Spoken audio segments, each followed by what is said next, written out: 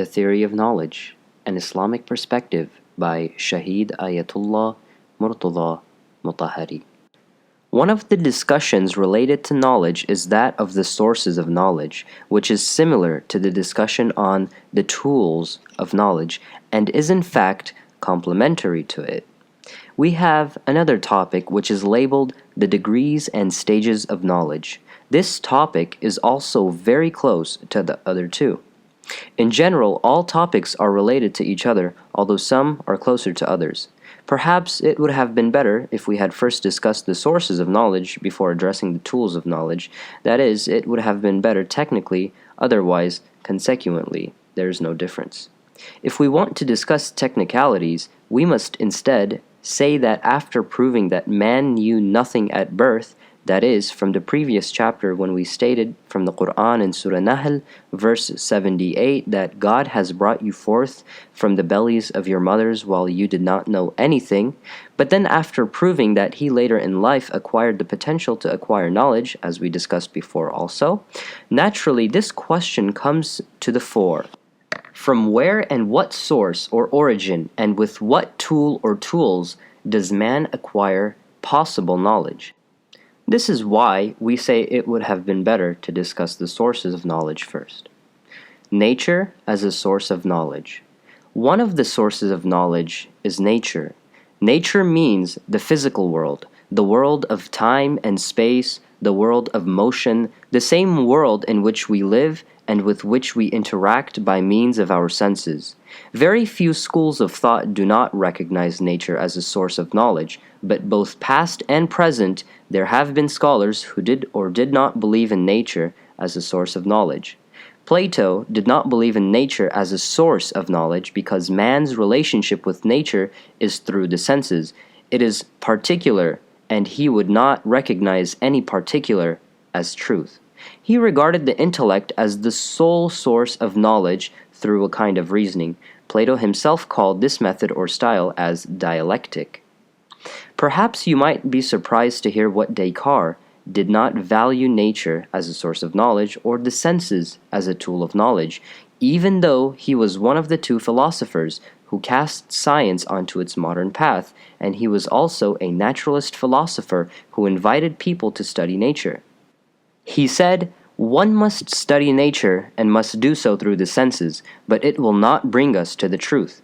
It gives knowledge to us which is useful to our work without us being able to ascertain that what we know is as we know it. It has scientific value, but not theoretical or epistemological value. But among the world's authorities, they are only a few. Most authorities consider nature as a source of knowledge." Now, as modern science, which, as man can see, has advanced so much technically, industrially, and technologically, also epistemologically, like that in its true sense? That is, does it present the world or the objective reality to us as it is?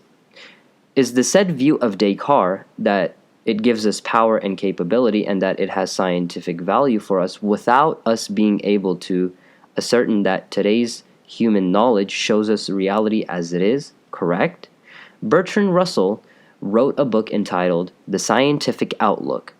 Under the heading The Nature or Limits of Scientific Methods of that book, in which he discusses very interesting points, which in reality only scratches the surface of the theoretical and epistemological value of the scientific methods, with utmost outspokenness, he stresses the fact that, surprisingly, day by day, the scientific value of today's knowledge increases, and this knowledge gives mankind more power, capability, and superiority over nature on a daily basis. But at the same time, day by day, the theoretical or epistemological value declines so much so that the most axiomatic subjects which were indisputable to classical scholars and common people are doubtful subjects to physicists today. Russell said, "If you ask me in scientific parlance what this real world is, or if it is systemic or not, I do not know. In brief, there are points. There are separate happenings in the world which are not systemic, compulsory, or essential." He said, "Today's science cannot prove anything. Things must be accepted as assumptions.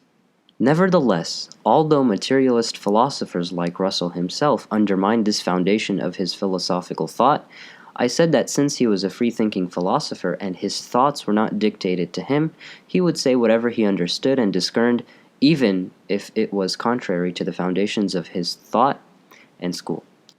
For the meantime, we shall not deal with the question of why today's knowledge loses its theoretical or epistemological value and what is the cause of this, because we ourselves do not accept this notion. At present, let us assume that nature is one of the sources of knowledge. Of course, if we take the general conception of knowledge, that is, that which gives us scientific power or capability, or that which shows us reality as it is, then there is no more doubt or misgiving about it. The heart and intellect as two sources of knowledge. Another source which is a subject of discussion and which we shall deal with is the reason or intellect of man. Nature is acceptable as an external source. Does man also have an internal source of knowledge or not? The issue of intellect is the same as intellectual dispositions and rational independence.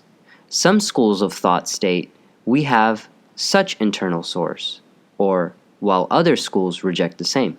Some schools of thought acknowledge the intellect as independent from the senses, while other schools do not acknowledge it. This shall be clarified in our future discussions. The third source is what we mentioned last meetings as the heart. I should not have labeled it as a tool of knowledge, but rather as a source of knowledge. Obviously, no materialist school of thought accepts and formally recognizes this source of knowledge, because if we consider the heart as a source, whereas man knew nothing when he was born and his heart contained no knowledge at that time, and we accept that the heart revives or receives some inspirations whose perfect degree is revelation, this is a tantamount to the acceptance of a metaphysical and supernatural world, because nature cannot give such a type of inspiration to man. The origin of inspirations is a metaphysical origin. Then we must deal with the issue of the tools of knowledge in this manner. The senses constitute a tool of knowledge, but they are tools for nature as a source. It is through these tools that man acquires knowledge from nature. The second tool of knowledge is logical or intellectual reasoning, that which logic calls deduction or proof. It is a kind of action which is performed by the human mind. Regarding the second tool, it is the right time for us to acknowledge the intellect as a source. Those who regard nature as the sole source of knowledge and the senses as the only tools of knowledge deny the intellect as a source, and naturally they also deny the value of analogy and also proofs as tools. So long as we do not recognize the intellect as a source, we cannot rely on deduction and proof as tools. That is, we have to recognize them as tools of knowledge. We have said that the third source is the heart, or qalb in Arabic. As we have stated, we should have identified the refinement of the soul as its tool. If we want to use correct technical expressions, the heart of a man is a source of knowledge which can be utilized through the instrumentality of what is called the refinement of the soul. For the meantime, we do not want to deal with the issue scientifically and philosophically. Is the heart a source of knowledge for man or not? Is the refinement of the soul a tool of knowledge for him or not? Is it indisputable according to today's knowledge that the heart is a source of knowledge and refinement of the soul is its tool? As we have said, among contemporary scholars, those who think materialistically reject this source and tool. Those who think metaphysically have strong faith in this source and tool. For example, the same Bergson we mentioned earlier is among them. William James, the famous American philosopher and psychologist, and many others believe or have faith in this source and tool. The Quranic viewpoint on the heart as a source of knowledge. The main issue is that I want to clarify the Quranic view in this regard. Some colleagues raised questions through which I sensed that they are doubtful whether the Quran formally recognizes this source and tool at all, or whether the Quran basically pays attention to nature alone and to nothing else. These are notions which had been prevalent among people even prior to the revelation of the Quran, and the importance of the Quran is that it has diverted the thoughts and ideas of man from paying attention to the so-called introvertisms and to what is so incorrectly called subjectivism, and made him objective and a naturalist. Moreover, gradually it is as if there were nothing wrong with it being called, say, imaginations, impressions, superstitions, irrational, and the like. No, it is not so. Not only in 1, 2, or 10 verses, but in tens of its verses, the Quran invites man to study the world, to study history and social systems, to study his soul or his inner self as one of those things in nature. And there is no discussion about it. But this does not mean turning away from the spiritual, interior, or inward. The Quran has paid attention to the outward, the zahir, without abandoning the inward, or batin. This claim that the Quran only gives attention to the outward, tangible, and natural is very wrong if we think that the Quran also abandons the metaphysical, the inward, the unseen, or the spiritual. Earlier, I quoted one verse of the Quran in this regard, and that is from Surah Ankabut, verse 69, in which God says, "As for those who strive in us, we shall surely guide them in our ways, and Allah is indeed with the virtuous." Some colleagues asked, why do we interpret jihad in this verse as an inward jihad? I said that there is no separate account of the inward and outward struggle in the Quran, such that one set of activities is outward while another set of activities is inward. These belong to the external world, and those belong to the internal world. And in this way, man must either be an introvert or an extrovert. Basically, the value of the Quran lies in not distinguishing the inward from the outward. Let us quote a Quranic verse and pay attention to its point. In Surah Nisa, verse 100, God says, "And whoever leaves his home migrating toward Allah and His Apostle, and is then overtaken by death, his reward shall certainly fall on Allah." That is, such an emigrant is a mujahid, or one who performs jihad, and God the Exalted is his guarantor. Which kind of hijrah or emigration does this verse mean? The Quran's expression is astonishing. If we try to look, we can see that the point of origin is the person's house, which is a physical origin. If we have a journey whose point of origin is physical, its destination must also be physical. It is pointless, for example, for someone to say that he traveled from Mashhad and then arrived at the station of watchfulness, which is a spiritual station. He must say, for example, that he arrived in Neshabur, which is another physical city. The point of origin of a spiritual journey is spiritual. Therefore, its destination must also be spiritual. The point of origin of a physical journey is physical. Therefore, its destination must also be physical. But the astonishing expression of the Quran is, "And whoever leaves his home migrating to Allah." Its point of origin is physical, while its destination is spiritual. It wants to say that the hijrah or emigration of such a person is actually two-dimensional, physical as well as spiritual. The Quran has not mentioned only one of them. It rejects mere physical emigration or hijrah. For example, Abu Dharr had moved from Mecca to Medina, but while leaving their physical houses, he and the migrants were discarding sensualities, egoisms, and meanness. They were throwing off idols of all types externally and internally. While approaching Medina step by step, they were gradually soaring toward God. If ever they were moving 25 kilometers away from their houses, they were soaring toward God with equal distance or even more. That is, they actually performed two types of emigration. Let us see what the Holy Prophet, peace be with him, and his progeny said at that time. Regarding those who emigrated from Mecca to Medina, the Holy Prophet, peace be with him, and his progeny, who wanted to settle individuals' accounts and clarify their duties, said, "Those who have emigrated have done two types of emigration. One type is that of the one who emigrates toward God and His Prophet. That is, spiritually, his goal is God and His Prophet. Anyone whose hijrah is toward God and His Apostle has indeed emigrated toward God and His Apostle. That is, anyone who leaves his hometown with this goal and toward this direction, spiritually will reach that very destination.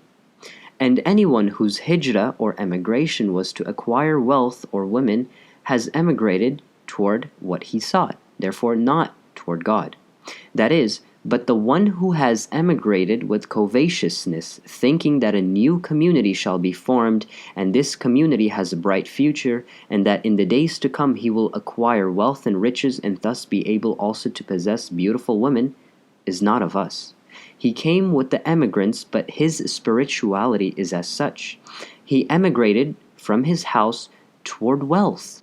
He will attain that wealth, but nothing else. So, does this Quran accept mysticism or not? Does it recognize mystical feeling or not?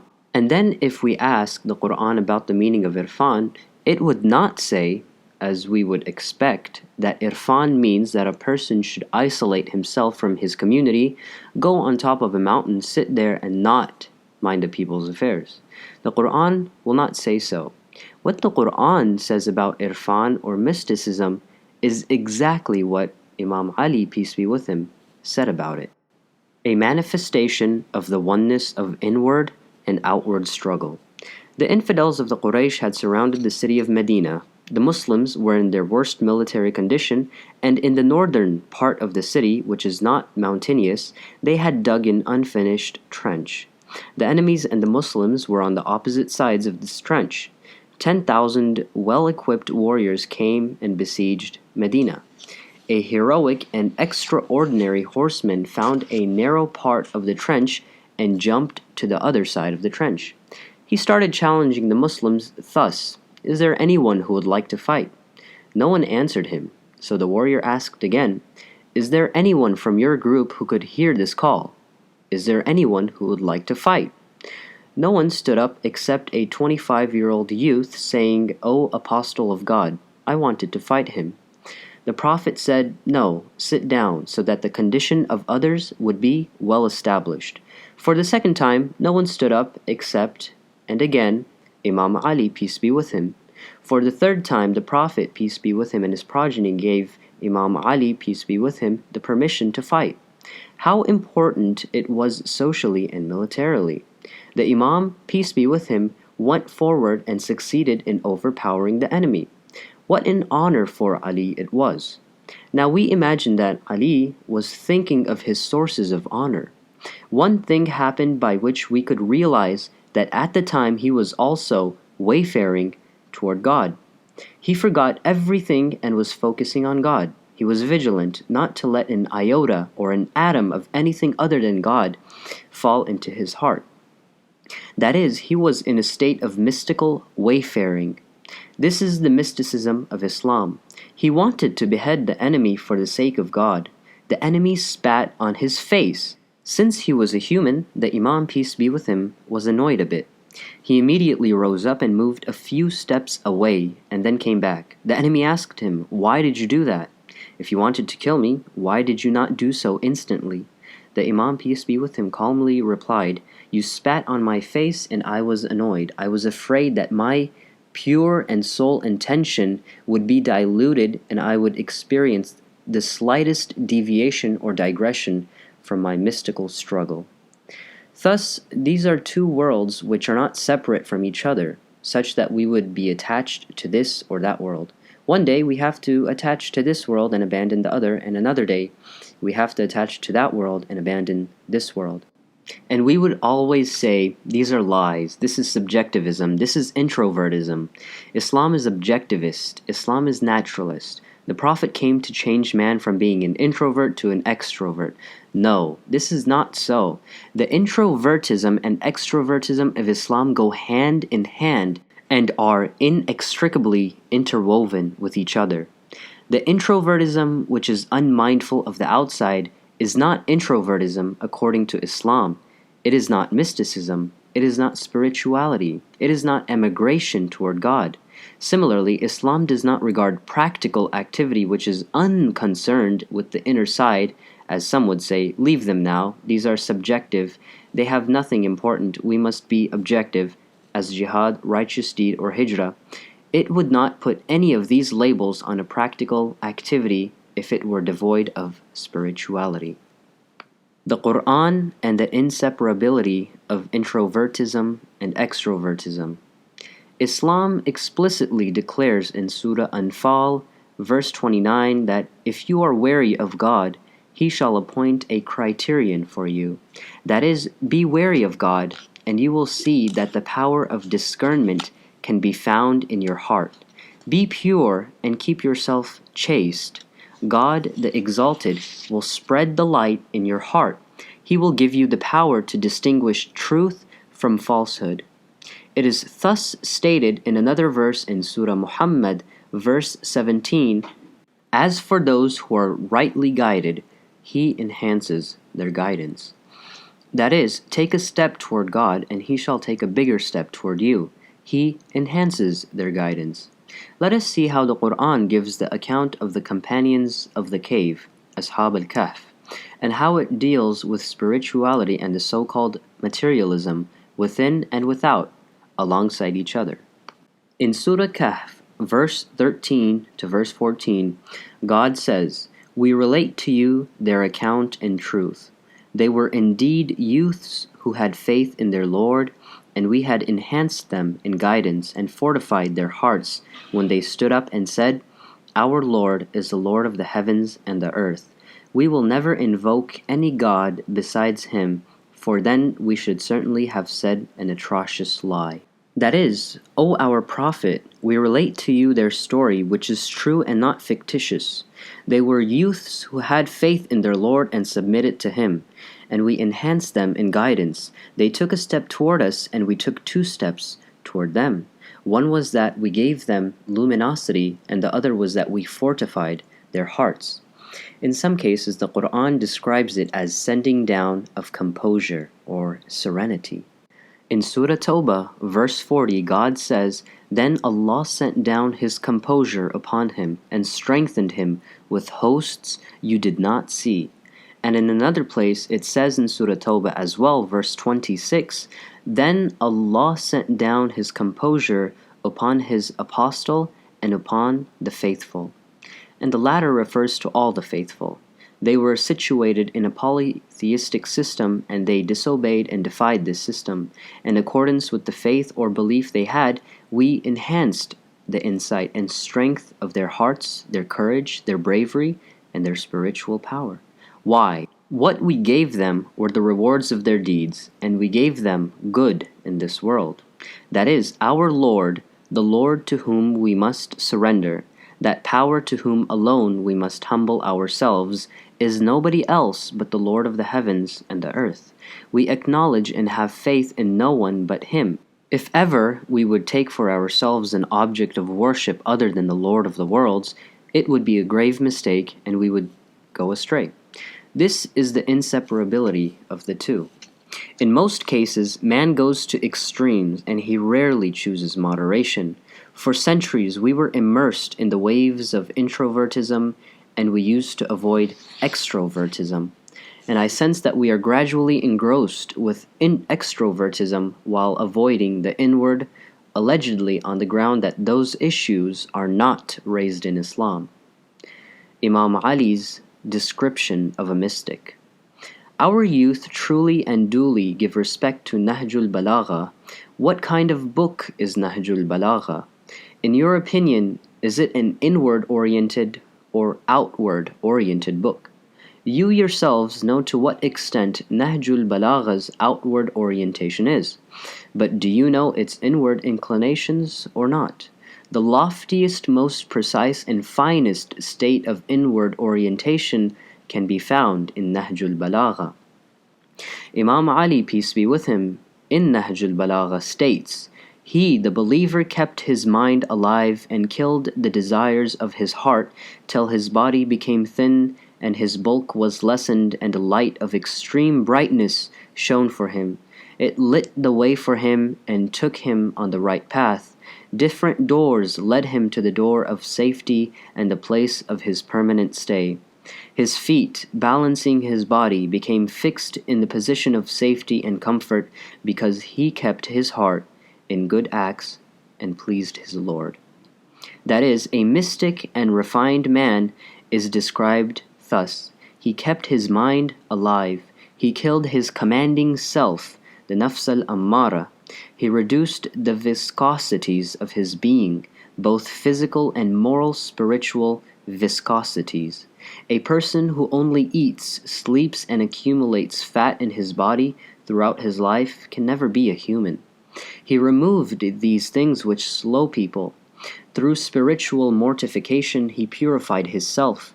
He purged himself of the defilements caused by affluences and luxuries.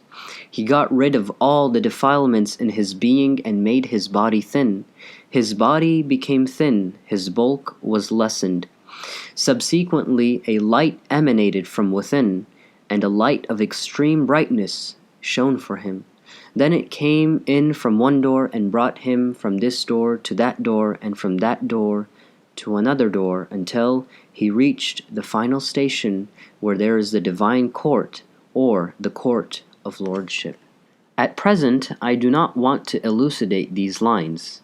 Believe me, for the past 1300 years of Islamic mysticism and all these great mystics that we have and the Islamic mystics are unequaled in the world. Not a single mystic has been able to compose a sentence similar to these 3 lines in Nahjul Balagha. This was the same Ali of the battlefield. This was also the same Ali who remained awake at night, knocking at the doors of the orphans and the widows. This was the same Ali who could not remain calm as he would glance at an orphan. This was the same person who was described at the time as a man of both laughter and tears. As he confronted the enemy in the battlefield, he would have a bright and smiling face, and at the niche of worship he would weep and beseechingly implore his Lord. Is it not in Nahjul Balagha which states the following lines? Certainly, God, the glorified, the sublime, has made his remembrance the light for hearts, which hear with its help despite deafness, see with its help despite blindness, and become submissive with its help despite unruliness.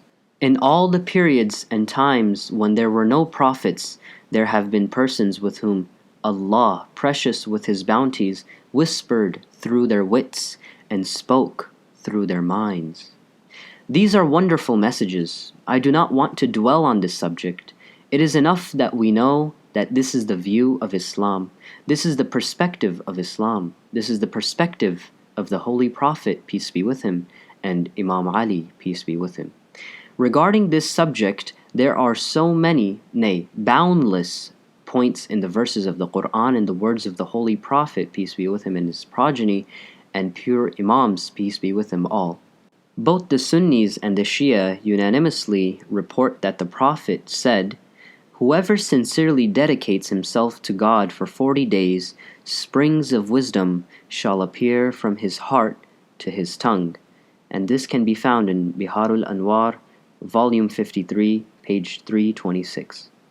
That is, if a person could purify himself from any motive other than God for 40 days, could inwardly live with God alone and nothing else, and could have nothing other than God, outwardly he is with the world and nature as well as the society and people, but inwardly he would not live with his stomach, carnal desire, and position, and would not have any motive other than God.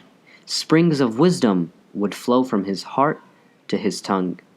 Then we could see in Islamic literature, Farsi and Arabic, what poems and sayings have been composed regarding this saying of the Prophet, such as the famous poem of Hafiz, who narrated this tradition of the Prophet in verse. He says, "A traveler in a strange land took a stranger by the hand. You will only see clarity of the wine if for 40 days you let it stand. Neither Hafiz's heart is in lessons so grand, nor the teacher that can fully understand." Thus, Islam is part of the group of schools which formally recognizes the heart as a source of knowledge and refinement of the self as a tool. History as another source of knowledge. Another source of knowledge which is given importance, especially at present, and which is also given much importance by the Quran, is history. That is, according to the Quran, apart from nature, the intellect, and the heart, there is another source of knowledge, and that is history. The Quran presents history as a source of knowledge. You may possibly say, you have already made mention of nature and history as part of it. It is true that history is, in a sense, part of nature, but history refers to the motion or movement of human society. One must study nature in two ways. Society can also be studied in two ways. There is a time when we study society as static.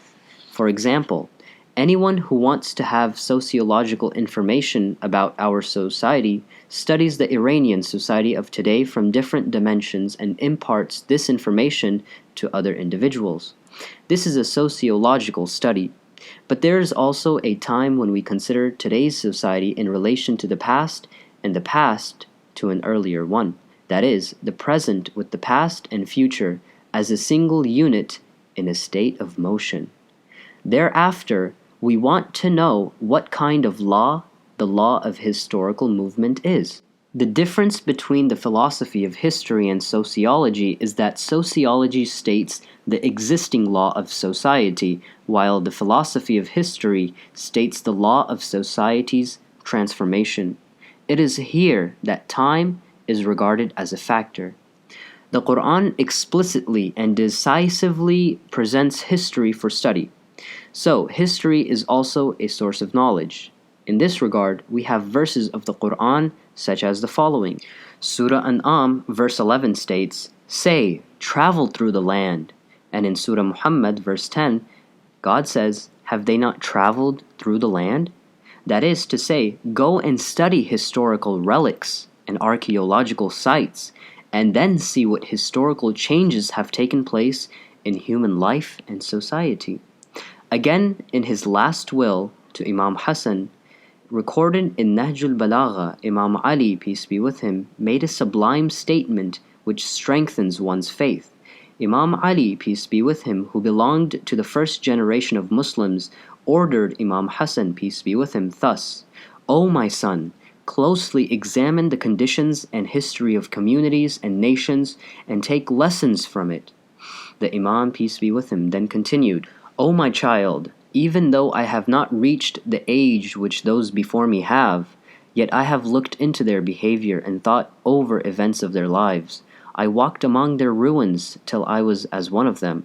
In fact, by virtue of those of their affairs that have become known to me, it is as though I have lived with them from the first to the last."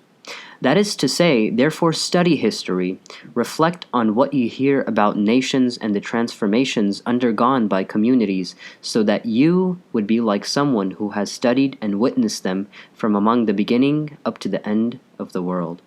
As such, according to the Quran and traditions, history itself is a source of knowledge. The philosophy of history in the Quran. That the Quran invites people to study history clarifies so many views of the Quran on the philosophy of history. If the historical events in the world were idle talk and accidental, then the study of past events would have nothing to do with today's events, because the happenings would purely be accidental. The Quran rejects the notion of accident, while acknowledging and elucidating the notion of precedence or sunnah. If history has precedents, but these precedents were beyond the control of man, and he could not play any role in it, that is, if history were a predestined affair and man could not effect any change in historical development, then studying and taking lessons from history would have no meaning, because accordingly historical development would be a predestined affair. Whether I like it or not, whether I desire it or not, it would have no effect on me. It would be like the Earth's revolution around the sun, or the Earth's rotation, which for the time being, at least, is as such for us. The Earth revolves around the sun every year, whether I like it or not. This law or precedent is beyond my control. Knowing it is of no benefit to me because I can neither advance nor delay it, nor can I make its pattern. It is clear, therefore, that man has and can have a role in historical development. If the prominent factors in history were those of evil or corruption, for example, if the only decisive factor in history were force and nothing else had any role to play, or if the sole decisive factor in history were gold, money, or economic prowess, and nothing else had any role to play, then history would still be a teacher of man, though an extremely bad teacher. Why? Because it would inculcate in him that nothing has any role in history except carnal desire, woman, money, or gold. So, it would be better for man not to study history, because if he did so and found out the secret of history, he would conclude what others thus say: what is right has no role and cannot have any role in the world at all. In essence, power in all senses is moral. Ethics means power, and power means ethics, and all roles are summed up in power. Apart from it, there is nothing else in the world. That is what they would say. But if history is not accidental, rather a precedent, if the precedent of history is not sheer predestination, then man has a role in it. And if those human factors that have a role are not exclusively evil factors, but rather good factors such as God-wariness and purity, truth and faith, then history is a teacher, and a good teacher as such. That the Quran gives history lessons is based upon the acceptance of all these things. According to the Quran, reformation has role in history. God-wariness and sincerity have roles in history. In fact, the ultimate role or the ultimate victory has always and always will belong to the truth. And the noble Quran stipulates this. In Surah Mujadila, verse 21, God has ordained, I shall prevail, I and my apostles. That is to say, it is a definite divine law that the ultimate triumph belongs to me, that is God, and my apostles. The following verse has the same meaning. In Surah Safat, verse 173, God says, and indeed our hosts will be the victors. Therefore, according to the Quran, another source of knowledge is history, the acceptance of which depends on these assumptions and conditions. In the next meeting, God willingly, we shall deal with the stages and degrees of knowledge, which has a close connection with our two previous topics, which were the sources of knowledge and the tools of knowledge. And with that being said, may God's salutations be upon Muhammad and his pure progeny. End of Chapter 3.